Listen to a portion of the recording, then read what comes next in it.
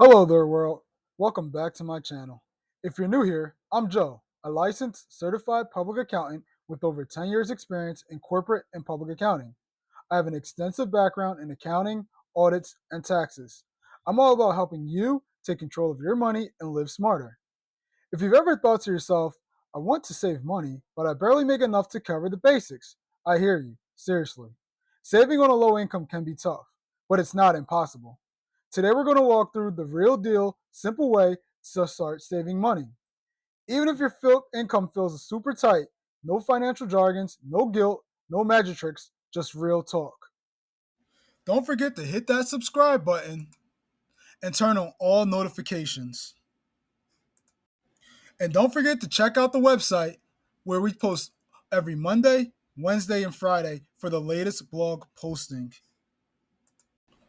The first thing we're going to want to do with this topic on how to save on a low income is we want to first shift our mindsets around savings. We got to start there because saving money isn't just about the numbers, it's about mindset. When money is tight, it's easy to think, I'll save when I make more. But that day might not come unless you build the habit now, even with $5 a week. Remember, saving is not about the amount, it's about the habit. You're not behind, you're building something slow and steadily. It's just like for all my track stars out there, when you go out to the track meet and you're running, you got to run your own race. You can't run someone else's race and they can't run your race. You have to run your race. And savings is the same way. On my screen here, we have The Richest Man in Babylon. This was a book that was recommended to me years ago by a colleague of mine. It really shifted my mindset around how to save and how to make my money work for me and not me work for my money. You can buy this anywhere on Amazon, Etsy, eBay, or even in your local bookstore. There's also audio copies of it. I highly recommend reading this book. It'll really help you to do what we said in the beginning, shifting our mindset around how our money should work for us and not us working for our money. If you're low income, every dollar matters. So it's time to get really honest about where your money is going. Grab your bank statements or a notebook and write this down. What we're going to want to know is when we write this down in our notebook or take a look at our bank statements is what did you earn in a month?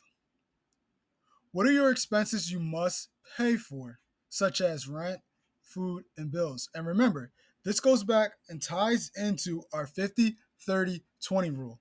We want to make sure that 50% of our expenses are going towards our needs. And what are our needs? Those are the things that we must have in order to survive, such as rent, utilities, food. And then we have to worry about that 30%, which is our wants. And what are our wants? Those are the things that make life a little bit sweeter, such as our Netflix subscription, our Amazon Prime subscription, eating out, gym membership. And then 20% is for savings and for getting out of debt. And then we have to ask ourselves, after we take what we earned in a month, subtract it from what we paid from our expenses, and what is left, if there's anything. Even if you don't have much left, don't panic. This is about awareness, not judgment. We're going to look for small leaks, the stuff that adds up over time. That $6 coffee every day, fast food multiple times a week, those monthly subscriptions you forget about. Here's a quick tip. You don't have to cut everything. Just pick one or two things to cut for now. That might free up $10 to $20 a week. And that's a starting point. A win is a win. There's three ways to start saving on a low income. You have the roundup trick. Some bank apps allow you to round up your purchases and save the spare change automatically. The one bill challenge. Pick one small monthly bill like Netflix or Spotify, cancel it, and save that amount every month. And then you have the cash envelope hack. Take out $10 to $20 in cash on payday, put it in an envelope marked for emergency fund or future me, and don't touch it. Ensure you do this before you pay any bills. Sometimes we call this paying ourselves first. The biggest thing we want to do is set a goal on what we want to save for. The next thing we want to do is we want to automate the savings if we're able to. Set it up a weekly transfer.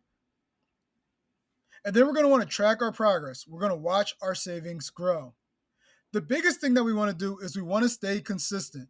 This comes back to financial discipline. Get your plan and stick with it. Just to give you a quick story, my sister asks me almost every other week if I want to go out to eat. And every other week I have to decline because I tell her it's not within my financial plan and it's not within my budget to go out. Now every once in a while I'll show up and just to spoil her plans and say we can go out. But for the most part, I have to make sure I have the self-discipline to set those boundaries to let her know that I have a goal that I'm trying to reach. Another good tip for saving is out of sight, out of mind. One day you'll check and be like, whoa, I actually saved something. Now, me personally, I'm really good with not spending cash, so I can hoard cash for long periods of time. You may not be the same way. Maybe you're better at hoarding when it's out of sight, out of mind in an actual bank account. So, whatever works for you, just pick a plan and stick with it. Another great hack is to use cash for small purchases. If you often find yourself overspending on small things like coffee, snacks, or impulsive buying, try using cash instead of cards for these expenses. This way, you can physically see how much you're spending and make it easier to stick to your budget. If you're still struggling to save with your current income, consider taking on a side hustle or a part time gig or freelancing work that can bring in extra money that you can put directly back into your savings. Now, if you're thinking about taking on some kind of freelance work or a side gig, do something that you may actually be passionate about. This may help you to stick with it in the long term. And if you don't want to reinvent the wheel, you can also do things like driving for Uber, delivery driving, looking at maybe doing a part time pet sitting or even babysitting. Don't let guilt or shame stop you. Listen, if you made money mistakes, if you're behind on bills, or if you tried and failed before, you're not a failure. Life is expensive, but every step forward towards savings, no matter how small, is a step towards freedom. You don't have to save perfectly, you just have to start. Start small, stay consistent, and most importantly, give yourself grace. So here's the truth: you can save money even with a low income, not by doing everything at once, but by doing one thing at a time. Track your money, cut things, save what you can, celebrate every $10. You've got this. A win is a win. Let me know in the comments what's one small thing you're going to try this week to save. I'll see you guys next week when we talk about how to set a weekly budget. If this video helped you out a lot, make sure you hit that like button and don't forget to subscribe and turn on all notifications.